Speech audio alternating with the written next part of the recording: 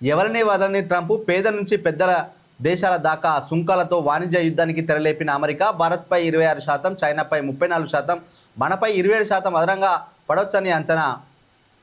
ఆర్థిక వ్యవస్థకు ప్రపంచ దేశాల ధ్వజం.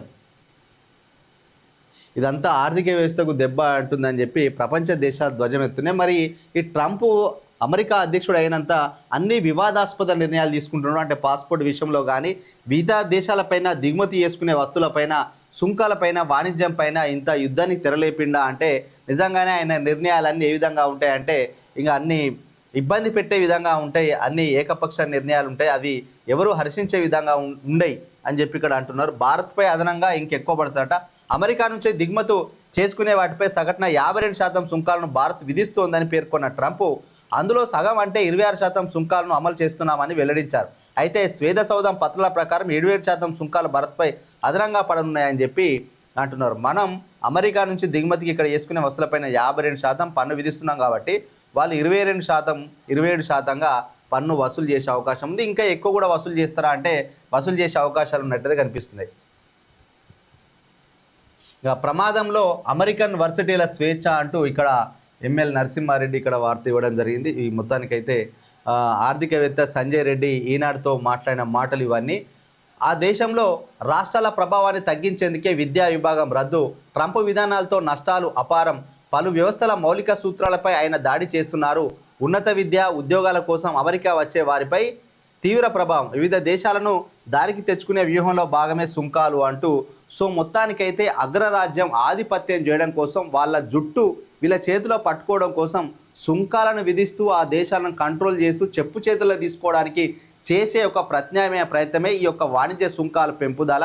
ఇంకొకటి ఏంటంటే యూనివర్సిటీలకు కూడా స్వేచ్ఛ లేకుండా చేస్తున్నాడు, వివిధ రాష్ట్రాల్లో విద్య అనేది ఆగమైపోతున్నది అని చెప్పి ఇక్కడ సంజయ్ రెడ్డి ఆర్థికవేత్త ఇంటర్వ్యూలో మాట్లాడుతున్న సందర్భం. అమెరికాలోని పలు వ్యవస్థల మౌలిక సూత్రాలపైన అధ్యక్షుడు ట్రంప్ దాడి చేస్తున్నారని ఆర్థిక శాస్త్ర ప్రొఫెసర్ సంజయ్ జీ రెడ్డి అభిప్రాయపడ్డారు. ఈ దేశంలో అనేక వ్యవస్థలు నేడు సవాళ్ళను ఎదుర్కొంటున్నాయి.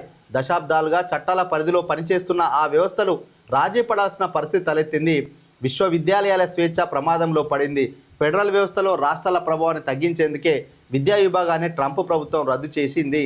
స్థానికంగా నెలకొన్న పరిస్థితులు, విదేశాల నుంచి వచ్చి చదువుకోవాలనే వారిపై, ఉద్యోగాలు చేసుకుంటూ నివాసం ఉండాలనుకునే వారిపై ప్రతికూల ప్రభావాన్ని చూపుతాయి అని ఆయన వర్ణించారు. మొత్తం మీద చూస్తే ట్రంప్ అనుసరిస్తున్న వ్యూహంతో కొన్ని ప్రయోజనాలు ఉంటాయి, అదే సమయంలో నష్టాలు అపారంగా ఉంటాయన్నారు. హార్డ్వర్డ్లో ఆర్థిక శాస్త్రంలో డిగ్రీ నుంచి పిహెచ్డి వరకు చదివిన Sanjay G Reddy Columbia Harvard యూనివర్సిటీలో సుదీర్ఘకాలం అధ్యాపకునిగా పనిచేశారు. ప్రస్తుతం అమెరికాలోని న్యూ స్కూల్ ఆఫ్ సోషల్ సైన్సెస్లో ప్రొఫెసర్గా ఉన్నారు. ఐరాసా సహా అనేక అంతర్జాతీయ సంస్థల్లో ఉన్నత స్థాయి కమిటీల్లో పనిచేస్తున్న ఈయన అమెరికాలోని ప్రస్తుత పరిస్థితులపై ఈనాడుకు ఇంటర్వ్యూ ఇచ్చాడు. తాజా పరిణామాలతో భారతీయ విద్యార్థులు ఎదుర్కొనే ప్రధాన సమస్యలు ఏంటి అని అడిగితే, ట్రంప్ ప్రభుత్వం తీసుకుంటున్న నిర్ణయాల వల్ల భారత్ సహా విదేశీ విద్యార్థులకు అమెరికా ప్రధాన కేంద్రం కాకుండా పోయే ప్రమాదం ఉంది. ట్రంప్ ఉన్నంత వరకు విదేశీ విద్యార్థులకు అమెరికా ఒక్కటే ప్రధాన ఆప్షన్ కాదు. ఉన్నత విద్య కోసం ఇతర దేశాల వైపు మల్లుతారు. తెలుగు రాష్ట్రాల్లోని ఐటీ నిపుణులు, ఇతర ఐటీ కంపెనీలకు H1B వీసాలు చాలా కీలకం. ఈ వీసాలపై ట్రంప్ దృష్టి పెట్టడంతో అమెరికాకు వచ్చే వారి సంఖ్య తగ్గుతుందంట. సో విద్యార్థులు అమెరికా పోయి చదువుకునే పరిస్థితి లేదు ట్రంప్ అధ్యక్షుడిగా ఉన్నంతకాలం, ఇదొకటి. అదేవిధంగా H1B వీసా మీద అమెరికాకు పోయే సాఫ్ట్వేర్ ఎంప్లాయీస్ కూడా గడ్డు పరిస్థితి ఉన్నది. సో వీళ్ళంతా అమెరికా దేశం కాకుండా మిగిలిన దేశాల వైపు ప్రయాణం చేయాల్సి వస్తుంది, అక్కడ చదువుకోవాల్సి వస్తుంది, అక్కడ ఉద్యోగాలు చేసుకోవాల్సి వస్తుంది. సో ఇక్కడికి రాకుండా కట్టడి చేసిండ్రు. ఈ విధంగా విద్యార్థులకు ఉద్యోగులకు నష్టం కలుగుతుందని క్లియర్గా తెలుస్తుంది. అమెరికాలో విద్యా విభాగం మూసివేత నిర్ణయానికి కారణాలేంటి? ఇక్కడ భారత్లో మాదిరి బలమైన కేంద్ర ప్రభుత్వం ఉంది. విద్యలో రాష్ట్రాల పాత్రను తగ్గించేందుకు ఎలాన్ మస్క్ తీవ్రంగా ప్రయత్నిస్తున్నారు. ఆరోగ్యం, విద్య, సంక్షేమ రంగంలో వాటి ప్రాధాన్యాన్ని తగ్గిస్తున్నారు.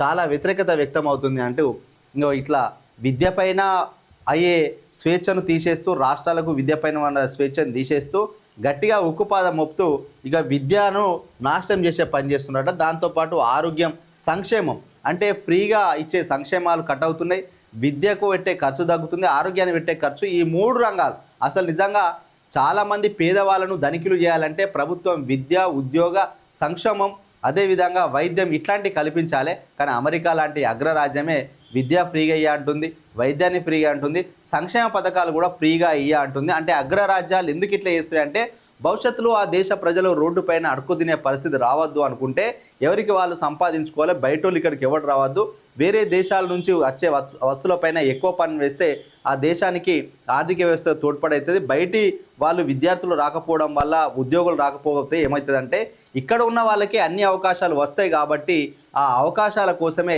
ఎవరు రాకుండా కట్టడి చేస్తున్నారు. మన దేశంలో కూడా ఆ పాకిస్తాన్ వాళ్ళను, రోహింగ్యా వాళ్ళను, బంగ్లాదేశ్ను రాకుండా ఉంటే మనకు కూడా భూమి జాగా మనకే ఉంటాయి, మనదే మనకు ఉంటాయి. కానీ మనం అట్లా కట్టడి చేస్తలేం. అమెరికాని చూసి మనం నేర్చుకోవాలి కొన్ని విషయాలు. ఇంకా